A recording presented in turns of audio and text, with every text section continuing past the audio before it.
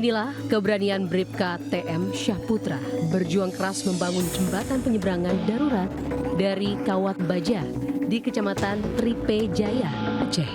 Dengan bergelantungan pada tali Kawat Baja, Bribka Syahputra berusaha menjaga keseimbangan untuk memasang jembatan darurat bagi keselamatan warga. Namun, ia sempat terjatuh ke sungai yang berarus deras. Beruntung, ia berhasil berenang dan menyelamatkan diri ke tepi sungai. Personil Polres Gayo Luas, Bribka TM Syahputra membantu masyarakat membuat tali sling untuk menyeberangkan masyarakat yang sakit di 6 desa yang terselir. Pada saat melakukan penyeberangan, tali sling putus sehingga Bribka TM Syahputra hanyut. Alhamdulillah adanya masyarakat di lokasi membantu mengevakuasi sehingga yang bersangkutan selamat.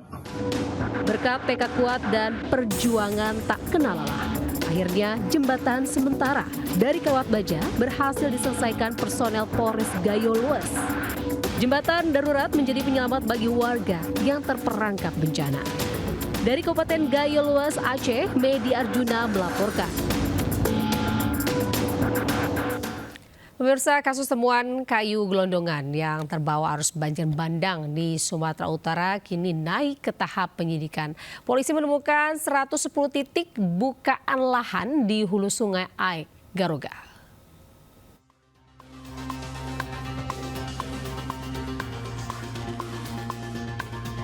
Direktorat Tindak Pidana Tertentu Bareskrim Polri menemukan 110 titik bukaan lahan yang berada di hulu sungai Aek, Garoga. Hal ini telah dilakukan petugas selama 4 hari terakhir.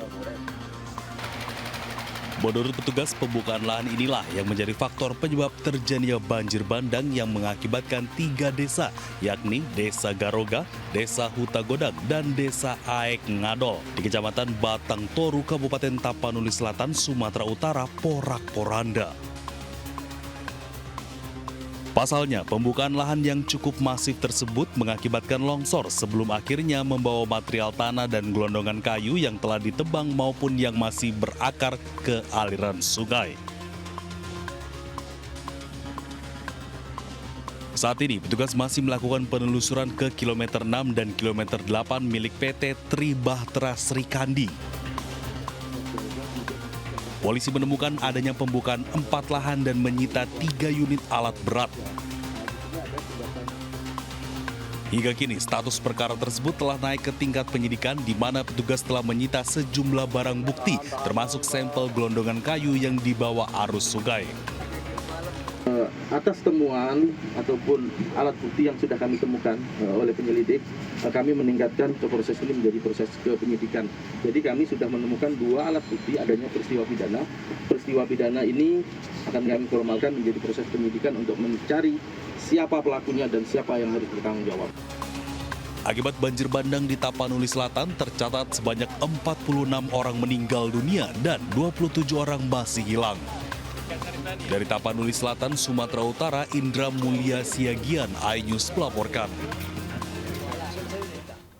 Pemirsa, jelang Natal dan Tahun Baru, harga sejumlah komoditas sayur mayur merangkak naik. Di Bekasi, Jawa Barat, harga cabai rawit ini mencapai Rp100.000 per kilogram.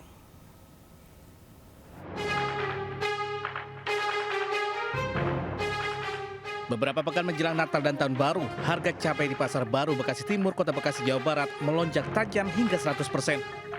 Cabai rawit merah yang sebelumnya dijual Rp50.000 per kilogram kini naik menjadi Rp100.000 per kilogram. Sementara cabai merah keriting Rp70.000 per kilogram dari sebelumnya Rp50.000. Bawang merah dijual Rp60.000 per kilogram dari sebelumnya Rp45.000 per kilogram. Kondisi harga cabai yang cukup tinggi ini membuat para pedagang mengurangi stok dagangan dan menjual dengan cara paket hemat per plastik dengan harga Rp5.000. Sengaja beli eceran untuk menguranginya, Pak? Iya, untuk mengurangi pengeluaran. Biasanya dapat banyak nih, jadinya dapat sedikit ya. Aturan ditanggirin jadi nggak bisa. Sementara di Bandung, Jawa Barat, harga kebutuhan pokok di Pasar Kosambi terus merangkak naik. Di mana harga normal telur ayam yang sebelumnya berkisar Rp26.000 per kilogram, kini naik berkisar Rp31.000 per kilogram. Sementara harga ayam potong juga mengalami kenaikan Rp5.000, di mana harga sebelumnya hanya Rp38.000 kini naik menjadi Rp43.000 per kilogram. Dua 3 harian ini udah mulai melonjaknya.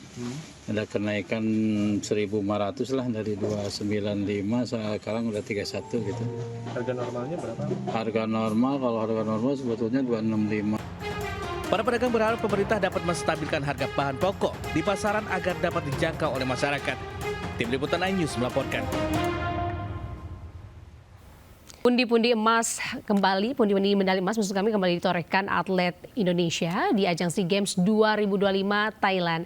Atlet renang putra Indonesia Jason Donovan Yusuf ini sukses menyabet medali emas setelah menjadi yang tercepat di nomor 100 meter gaya bebas putra.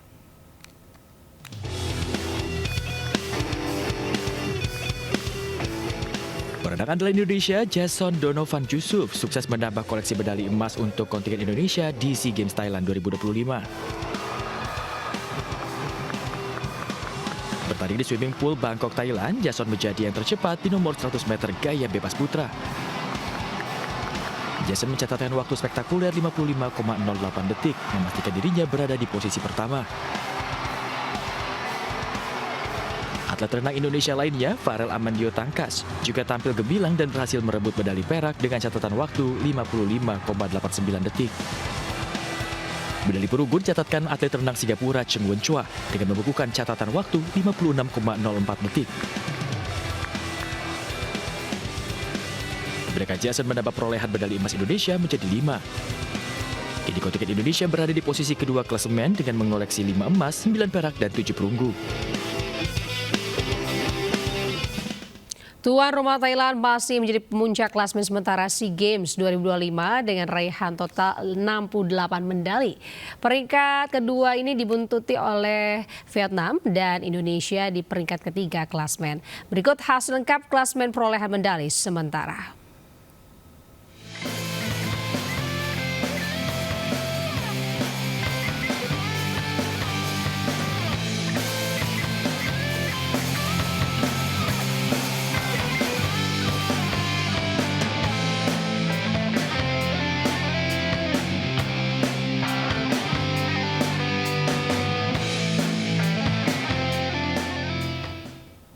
Pemirsa, kakek 74 tahun yang viral karena menikahi gadis dengan mahar cek senilai 3 miliar rupiah kini terancam 6 tahun penjara.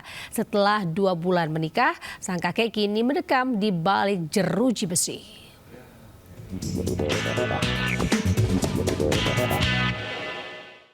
3 miliar rupiah, saudara bayar tunai. Tarman 74 tahun hanya bisa pasrah saat digelandang polisi. Kakek yang 2 bulan lalu menikah dengan gadis berumur 24 tahun ini kini ditahan. Sebelumnya pernikahan kakek Tarman viral di media sosial lantaran pengantin selisih usianya 50 tahun dan nilai maharnya sangat fantastis. Belakangan diketahui cek senilai 3 miliar untuk mahar ternyata palsu. Kepada polisi, Tarman yang sudah ditetapkan sebagai tersangka mengaku memalsukan cek untuk mengelabui keluarga korban. Pernah menjadi residivis. Kemudian kami sampaikan juga kepada pihak keluarga, namun kemudian karena sudah menjadi ketetapan keputusan bersama untuk keluarga, lalu akhirnya tetap dilangsungkan resepsi pernikahan tersebut. Atas perbuatannya, Tarman dijerat pasal pemalsuan dokumen dengan ancaman hukuman maksimal 6 tahun penjara. Dari Pacitan, Jawa Timur, Ahmad Subeki, iNews melaporkan.